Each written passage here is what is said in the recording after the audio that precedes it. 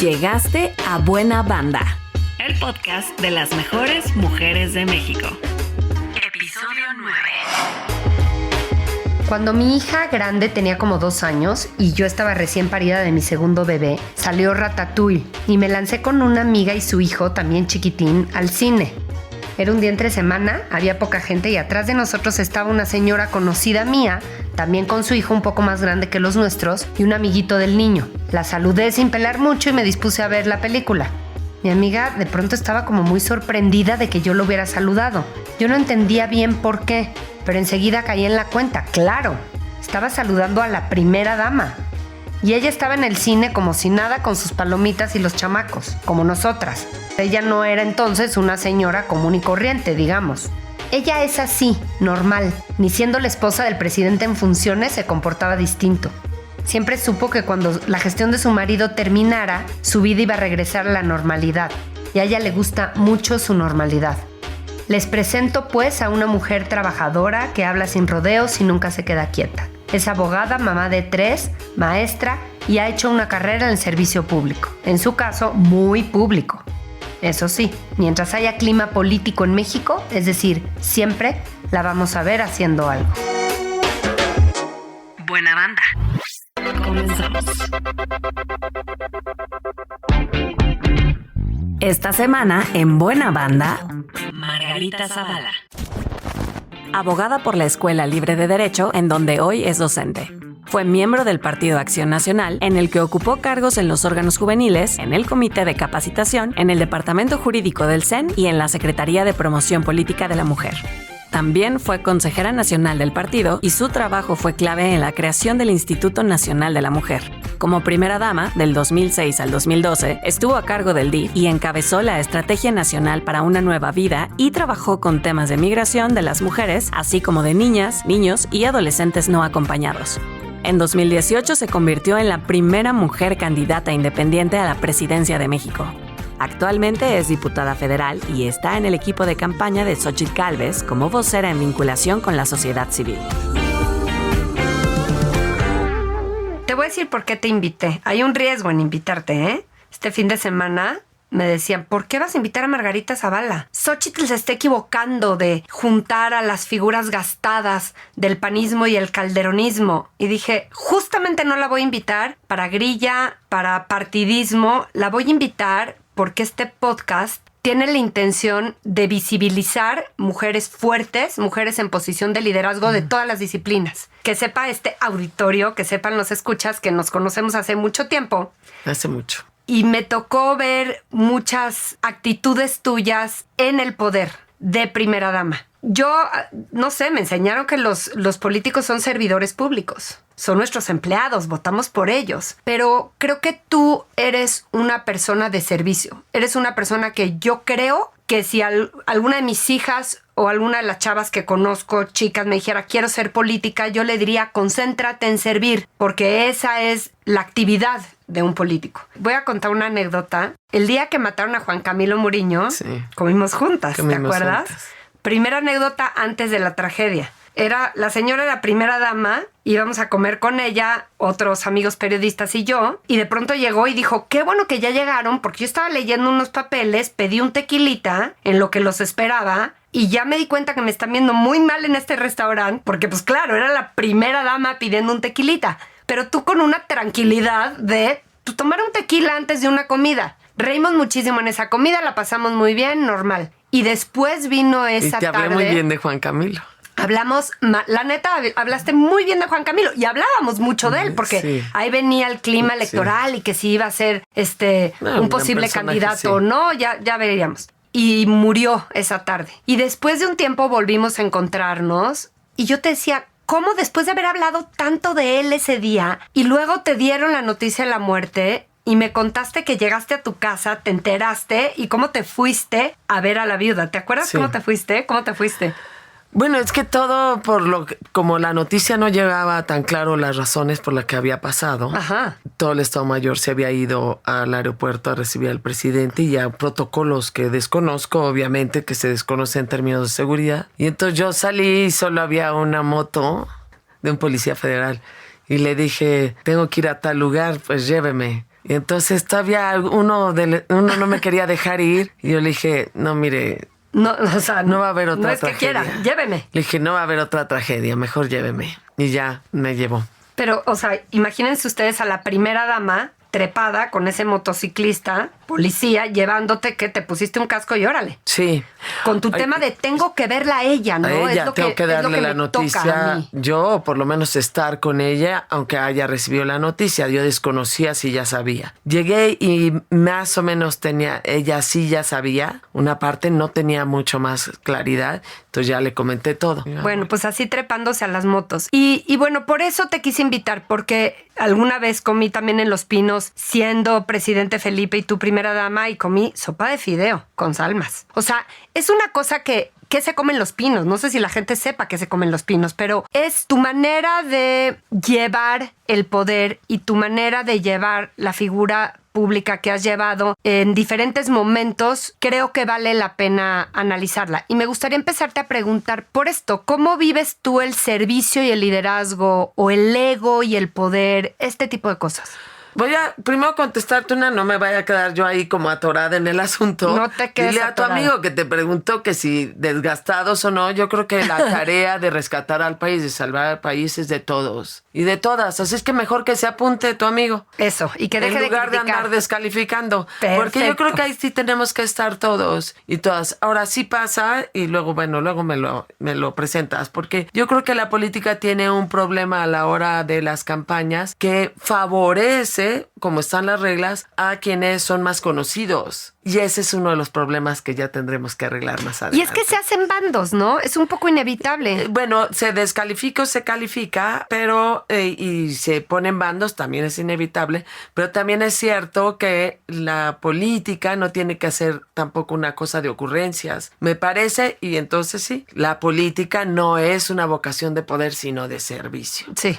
Y hacemos muy mal en definirla a partir del poder. Se define a partir del servicio. Y yo por eso caí en la política. ¿Llevas cuántos años de política? Yo entré a los 16 años, al PAN tengo 56, entré a los 16 años a más un partido político de oposición, en donde no parecía que íbamos a ganar ni una gubernatura, pero un poco como muy clara en lo que era esa vocación de servicio. Y bueno, también en mi casa, soy la quinta de 7, para los 7 nos formaron... No sé, servir. Despiertos. Sí, Ajá. Servir y amar a México era como respirar. Así estás formada. Ahora, ¿no se te ha antojado tirar la toalla? Tantos ires y venires que has tenido. Muchas veces, pero bueno, primero hay una parte de vocación muy clara. La otra es un asunto que creo que yo también recibí mucho para no tratar de devolverlo. Y hay una serie de experiencias donde la vida te va colocando y te va poniendo en esos lugares. Y hay también temas de dignidad, de convicción, de principios que te va preparando la vida para defenderlos, para luchar por tu país. Y la lucha no es para que gane tu idea, sino para que entre tu idea, ¿no? Eso es también parte de la política y también eso me apasiona. Es la manera en que también nos debemos encontrar todos. No es lo que está sucediendo ahora, pero es la manera que tenemos para encontrarnos todos. Yo, de hecho, represento mucho la polarización porque en este mundo nos han polarizado. Pero no soy polarizante. No. Ahora, ¿tienes más sinsabores o más satisfacciones? ¿O mita y mita? No, las satisfacciones que tienes compensan los Sí, sinsabores, las compensan. ¿no? Aunque fueran menos en algún momento, a veces son más grandes. Pero, a ver, ¿qué tiene algo una política, por ejemplo, una política pública? Vamos a poner Estancias Infantiles, que es un programa que yo estuve muy cerca. Y vaya, el bien que haces es para miles de personas, para cientos de miles de niños. Entonces, el bien que logras hacer, y lo digo desde el intendente, desde la que vigilaba las estancias infantiles, la que ponía en Sinacantán su estancia infantil, la que trabajaba como directora, como es el caso de Elia Limón, de las estancias infantiles, el secretario, como lo fue sí, Beatriz a diferentes Zavala, niveles y a mucha gente. Todos, y hacemos política. De pronto creemos que la política solo son cargos principales, pero no, hay mucho abajo que se hace. Y no, a mí sí me gusta cuando la definimos a partir del servicio. Ahora, son momentos difíciles, ¿no? Y entonces hay veces que uno es atacado injustamente, pero también sé qué es la verdad o dónde estoy plantada. ¿Cómo manejas? O sea, mucho. La crítica no lo puedo creer. Hay cosas muy dolorosas que se dicen de tu marido, de ti. Es tu familia. Y digo tu marido con intención, no del presidente. Cuando es tu marido. ¿Qué se siente? ¿No? ¿Qué se siente? De ti misma. Esa la capoteo más. Esa más fácil, ¿verdad? Sí, siempre. Además, una cosa es también, esto es vida humana y condición humana. Entonces, bueno, soy una persona espiritual, yo soy tengo mi religión, soy católica y eso me ayuda mucho. No le impongo a nadie ni ando metiendo cosas, pero desde tú luego sabes en lo que crees. Me ayuda, te sirve muchísimo, ¿no? Me da centro y me da proporción de las cosas, me da sentido de las cosas. Entonces eso también ayuda. Pero además, al lado de eso también te encuentras mucha gente que te dice, oiga, muchas gracias, salúdeme a su marido. Y eso también te da gusto, son las dos. Ahora, el tema es si tú crees que la política es para que te vayan aplaudiendo, ¿no? Yo creo que es un tema de servicio sobre todo, ¿no? Pero no caes en trampas del ego alguna. Sí, eso es un tema humano. O sea, yo creo que todos tenemos que revisar esos balances siempre en el oficio en que estés. En el oficio en que estés. Así sea dando clases cuando cierras la puerta frente a tus alumnos. Por supuesto que puede haber egos. Sí, cualquier tema de autoridad, el ego está como amenazante siempre, ¿no? Entonces siempre saberse mortal es importante. Esa es tu otra profesión. ¿Cuántos años llevas de maestra? Más de 25 años, sí. Y de prepa. Ahorita estoy dando en la Libre de Derecho, por fin. Pero también prepa, ¿no? No, la Libre de Derecho prepa? Ya es carrera. Sí, no, también la prepa. O sea, no prepa siempre y aparte la Libre, que es tu alma mater. Sí.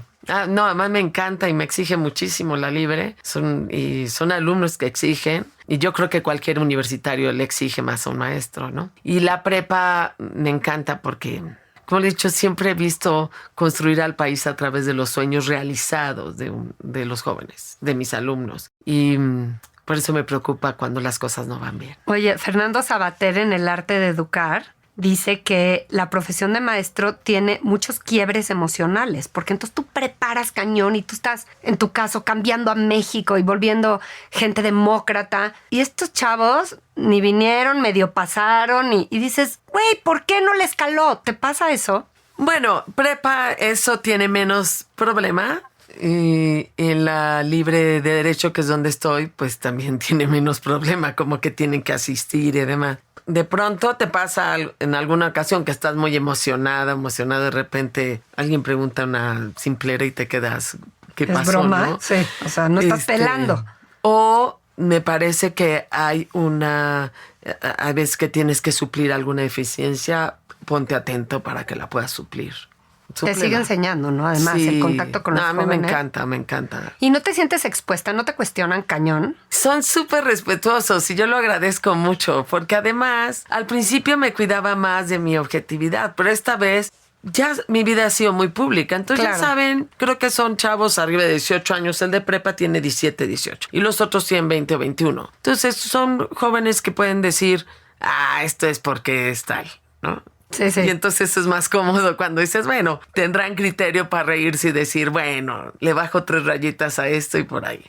Pero tú eres muy natural. Sí me fijo. Siempre has sido muy natural. O sea, entiendo que tienes que conservar pues un discurso y pues una figura pública y una bola de cosas que representas. Pero creo que parte de lo que juega a tu favor es que eres como eres.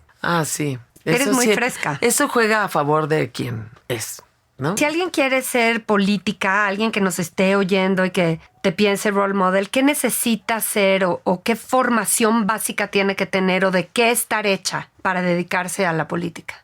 Yo creo que tiene que encontrar sus fortalezas porque la política es una actividad humana en donde todos debemos participar de algún otro modo. Alguna vez oía una plática en los cursos para entrar al PAN hace muchos años, en los 80, decía, en este mundo matraca de la política nadie se escapa. Y pues sí, entonces todos tenemos que saber de política. La otra, me parece que lo que tienes que hacer es saberte líder.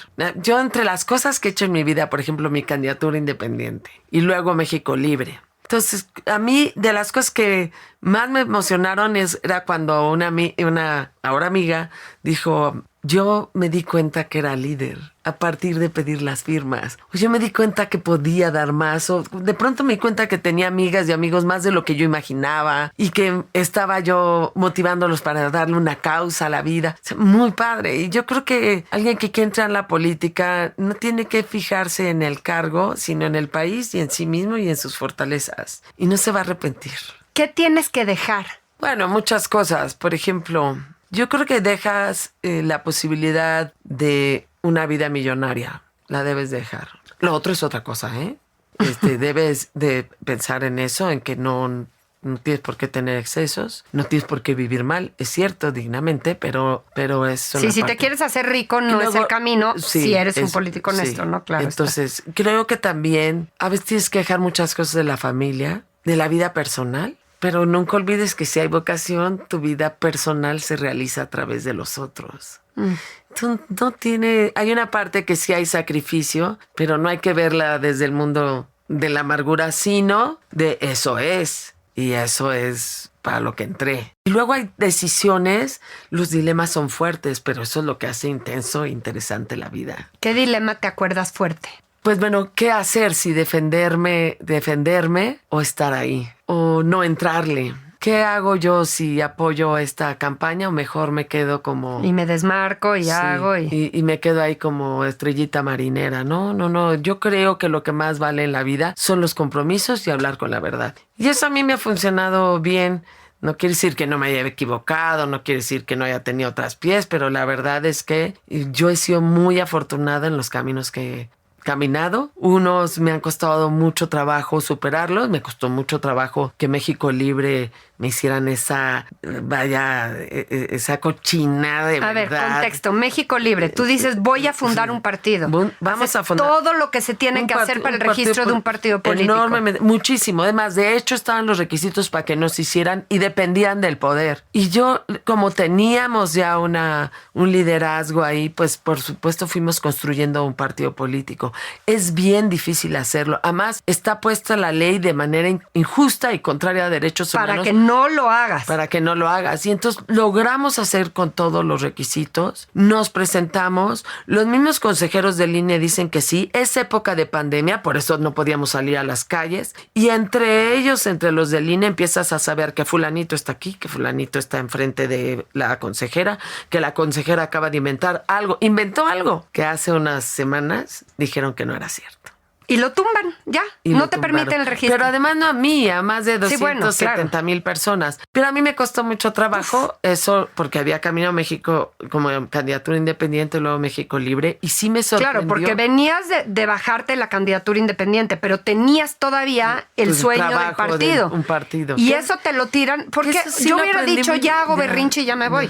Eso, fíjate, yo en eso sí había aprendido, es muy Gómez Moriniano, de al final lo más importante es la organización. Entonces lo seguí haciendo. Por supuesto, Felipe me ayudó muchísimo porque era un liderazgo reconocido. Entonces eso era complicado. Nos metieron muchas trampas que no pensé, que yo sabía si las superamos ya no haber problema. No fue así. Pero no tiras la toalla. Y dices, ya renuncié al partido, ya esto no me lo dejaron, pero pues sigo, y sigo. Ahora, de las últimas es, pues levantando la mano para que te consideren al gobierno de la Ciudad de México, con Xóchitl ahí respaldando. Además de que me divierte mucho su candidatura, me parece fascinante. Entonces, bueno, a mí me da mucho gusto, he aceptado, me pidió ser vocera del área de sociedad civil. Échate la vocería ahora no hacia Xóchitl, sino al tema de la conciencia del voto, de la importancia de la vigencia de las credenciales, etcétera, que creo que eso es ciudadano y indispensable, ¿no? ¿Qué podemos hacer ahorita? Revisen su credencial de elector, revísenla por favor, que esté actualizada. Hasta acá, sí. Por favor, yo tengo alumnos que tienen 17 años. Todos los que tienen 17 y cumplen de aquí al 2 de junio,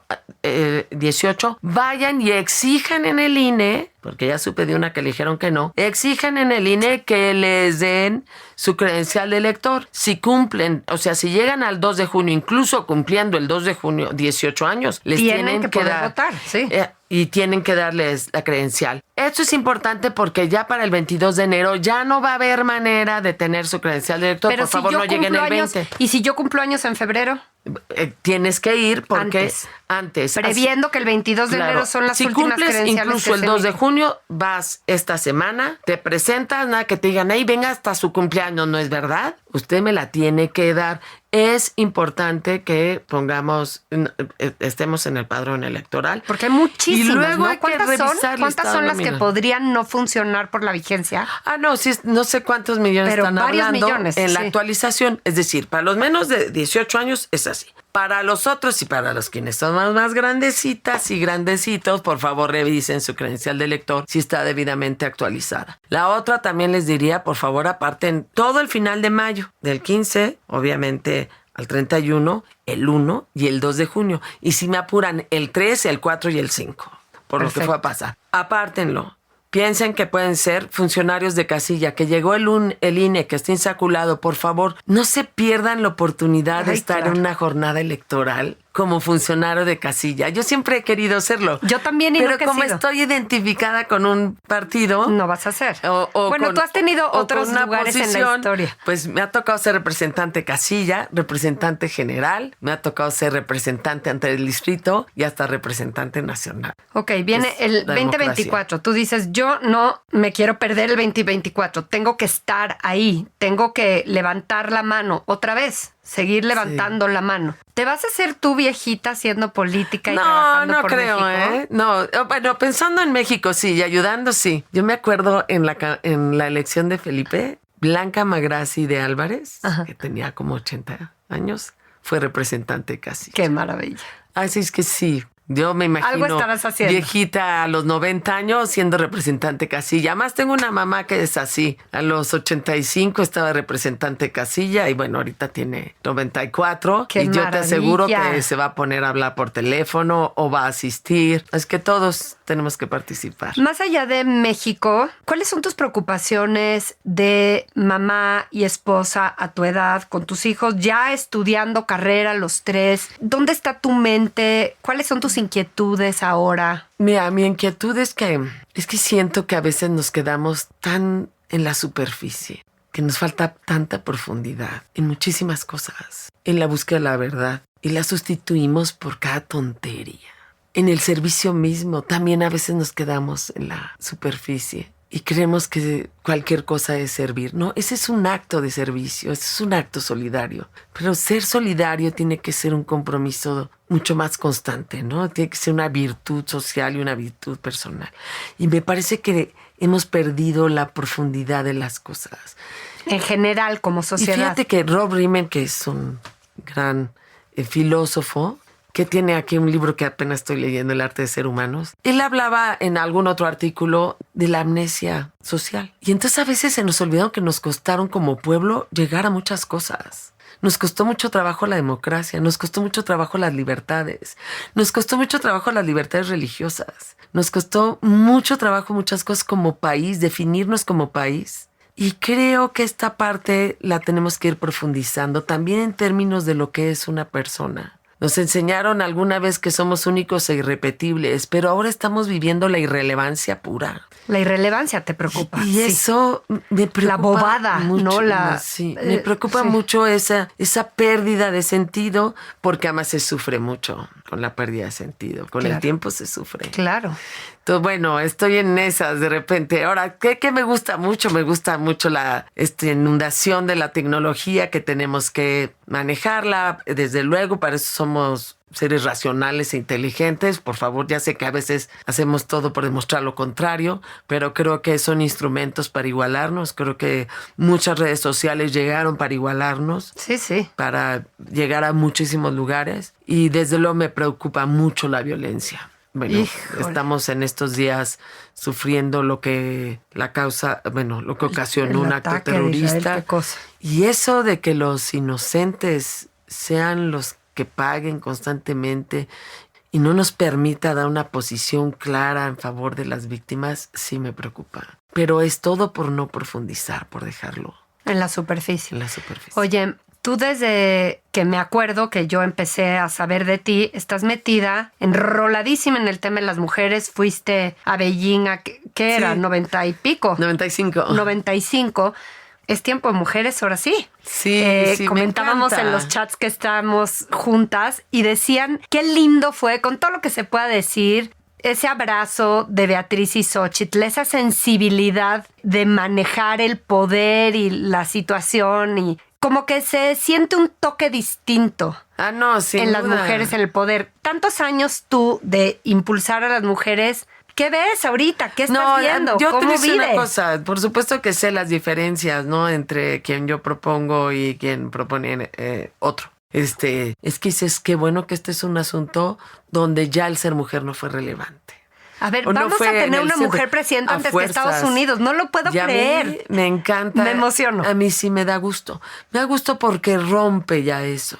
Y entonces sí, cuando me dicen, pero es cualquier... A ver, no. No es cosa menor llegar a un momento en donde las dos principales contendientes son mujer, con la historia que quieras. Ya, para eso habrá que decidir. Y para eso hay campañas y para eso ya saben muy bien que mi posición es con Xóchitl. Pero no le quito la parte de que bueno, que estamos hablando ya de mujeres. Sí. Yo creo que sí.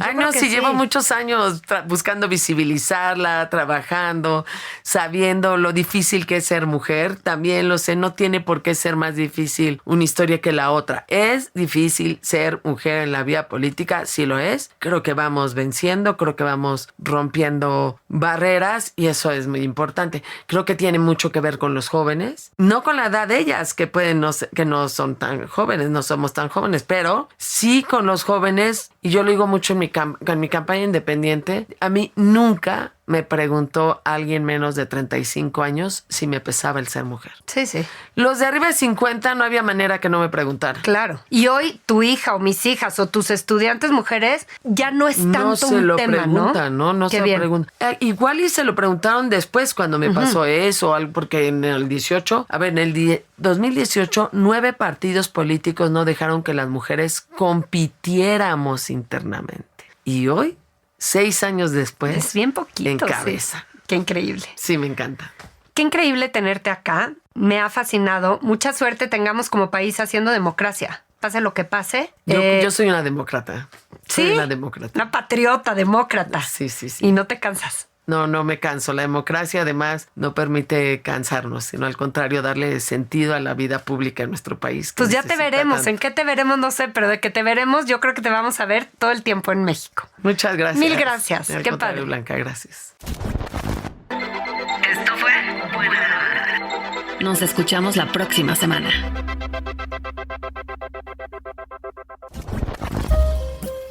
Buena Banda es un proyecto de Blanca Juana Gómez Morera.